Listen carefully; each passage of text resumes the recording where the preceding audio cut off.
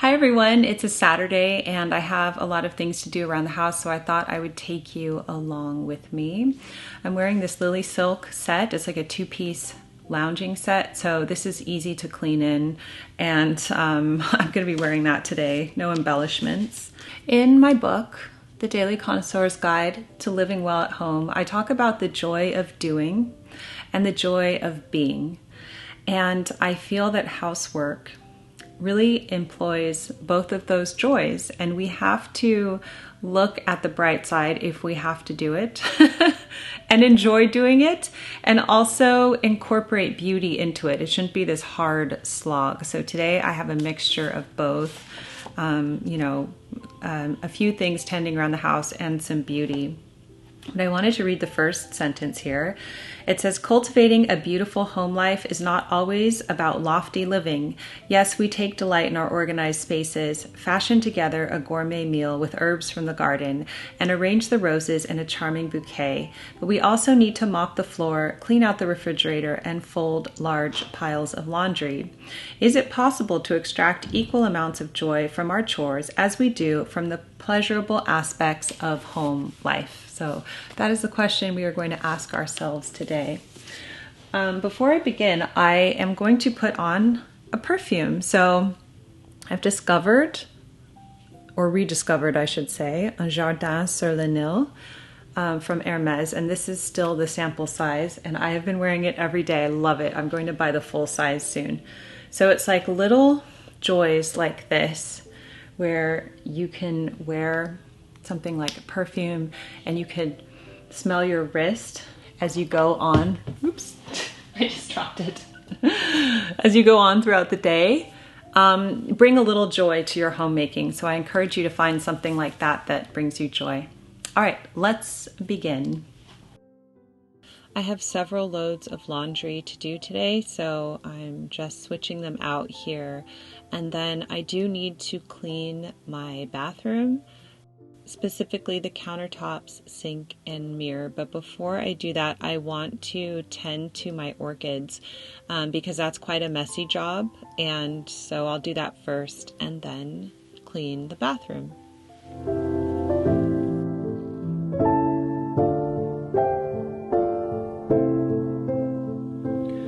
Okay, due to the light, I don't know if you can see this as well, but I'm going to minister to this orchid right now because this has come back so many times. I think this is like the third time this orchid has come back. Yeah, okay, so for example, this little twig right here, this is dead and I need to cut it off so that the energy and nutrients can go into the stems. There's some new growth right here, and then this is all new growth right here, and this needs to be cut off so the energy can go into this. Same with here. And so I'm going to cut this now, and I'm going to cut it here, everywhere where it looks dead, so that the energy can move in the right direction. And I feel like this is just such a metaphor for life, right? If the energy is not happening, if it's stagnant, you need to cut it to make room for new growth. Oh, look at this. See, I didn't even see that there was growth here. I'll do a more close-up B-roll of this in a minute, but this is amazing. If you take care of your orchids, they will come back year after year. I don't ever get rid of them, hardly ever, unless like something bad has happened and they're dead and I completely neglected them. Do you see right here? There's new growth. And it's so exciting to see this. It's all over the plant. So there's new growth right there. And then the more obvious places are here. This is like a new shoot. And the great thing is I forget what color the orchids are. I don't know what color it's going to be, and I cannot wait to see. But where it turns into a straw color, that's where you just need to cut it off because there's so much new growth here. Look at that. So let us use this as a metaphor for our lives.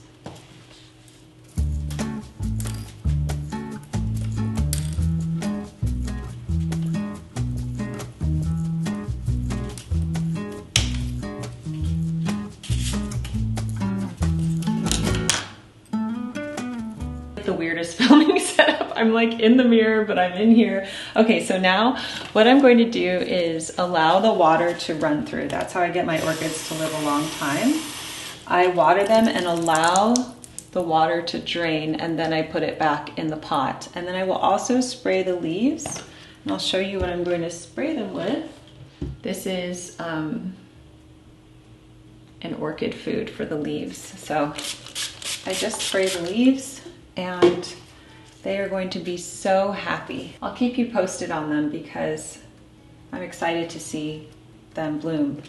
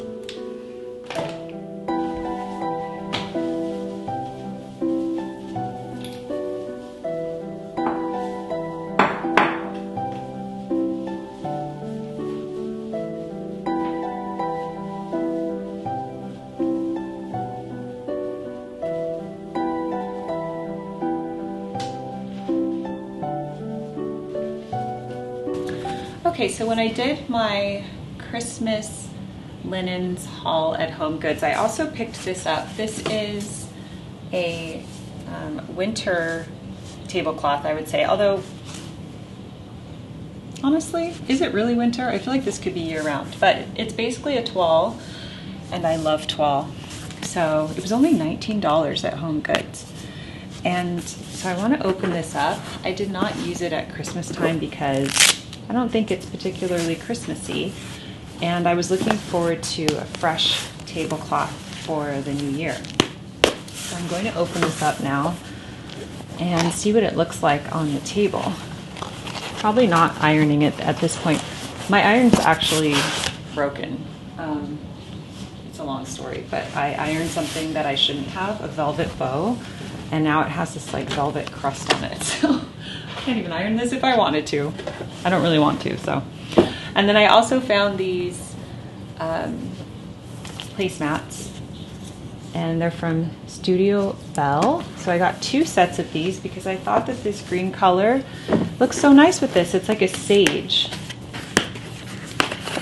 So I definitely update my table linens every year. We use them every day, and they do get stained easily, and I'll show you something that just recently happened actually. This was a beloved tablecloth that I got for the fall season, and this is slime. Slime strikes again. I have a love-hate relationship with it. I actually hate it mostly, but the kids love it so much. But when slime gets on a fabric, it does ruin it, so I'm going to try to get this off later, but that's beside the point. The point is, I'm going to try this new tablecloth now.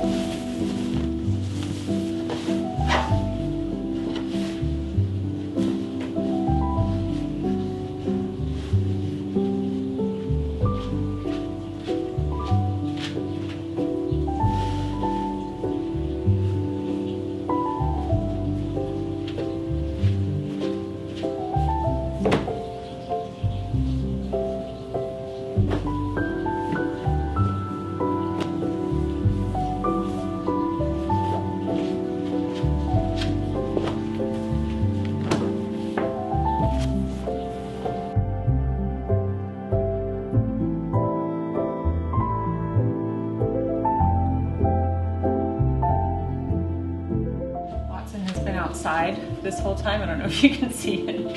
And he just shot into the house. I have this really pretty geranium that I'm going to put here as a centerpiece. It's a little big, but I think it looks so cute for now. I might need to find a smaller one. Let me show you.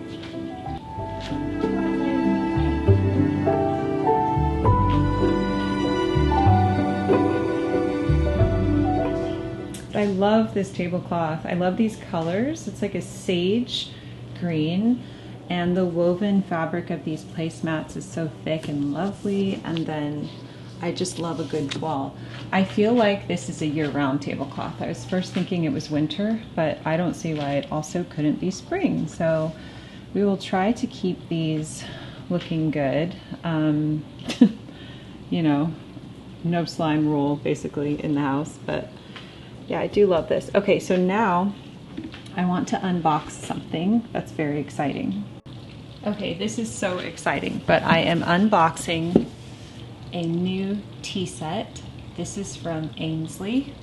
I happen to know that the set in here is so whimsical, and I cannot wait to see it. Oh my gosh. Oh, this is so cool. Okay, so this is their butterfly tea set, and I cannot stop smiling. I'm in love with this. Let me take it out of the box and show you each piece. Okay, so there is the teapot. It's green and white striped and has the butterfly on top as the handle. A little sugar bowl, and look at the teacup. Oh my gosh, I love it. I love the insect aspect of this, that they made the butterfly the actual cup holder. It's just so whimsical. It just reminds me of something that the Mad Hatter would have, you know? Oh, I'm so excited for this.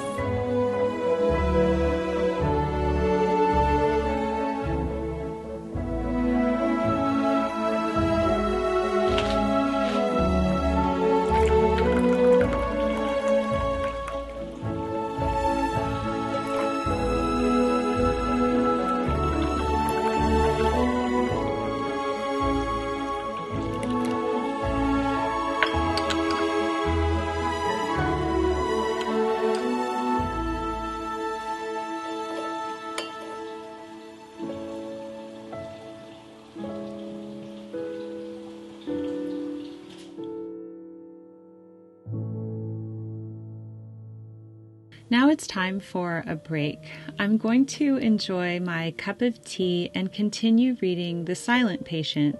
It's important for me to take mini breaks throughout the day to refresh myself, no matter what it is that I'm doing. By the way, I have since finished The Silent Patient, and it was an excellent thriller, just like everyone said it was. It reminds me of a very specific Agatha Christie book, however, and I won't say which one, because if you know that book, it will be a spoiler for you. But this was a fast-paced read and enjoyable if you like the thriller genre. If you enjoyed The Silent Patient, let us know down below without spoilers. Watson wanted to go outside, so I took him along with my cup of tea. One of the great things about having a dog that I forgot about is that when I have a dog, I spend so much more time outside. And I'm enjoying our back garden so much more now, and just constantly stepping out into the fresh air has worked wonders for me. I hope you enjoyed this video, everyone. Thank you for watching. I will leave the links for my new book down below. I hope you enjoy it. Your support means so much to me, so I wanted to say thank you. Also, I always forget to ask this in my videos, but I would love for you to like and subscribe. I'm actually going to be going down to 1 video a week as opposed to 2 in the coming months because I'm working on a new writing project. So I do hope that you'll subscribe and hit the notification bell so you can see when I upload. And thank you so much for your support. It really does mean so much to me. All right, take care, everyone. I will see you in Monday's video, which is Seek Out the Arts. Until then, love. Jennifer.